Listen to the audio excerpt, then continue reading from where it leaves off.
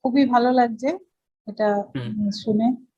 তো আরো জানতে ইচ্ছা করছে, ইয়েস। বা সবসময় আমাদের এটা পজিটিভ থাকতে হবে সেই চিন্তাটাও হুম। মানে মাথায় ঢুকিয়ে নিতে হচ্ছে আমাদের। ইয়েস, যেটা ইয়েস, এখানে বারবার করে ট্যাটু করে নেওয়ার কথা বলা হলো, ইয়েস, ইয়েস। সেইগুলোকে আমাদের সবসময় করতে হবে, সবসময় পজিটিভ চিন্তা, পজিটিভ কাজ, সবসময় মানে ভেতরের মন আর ওপরের মন দুটোকে এক করে নিতে হবে।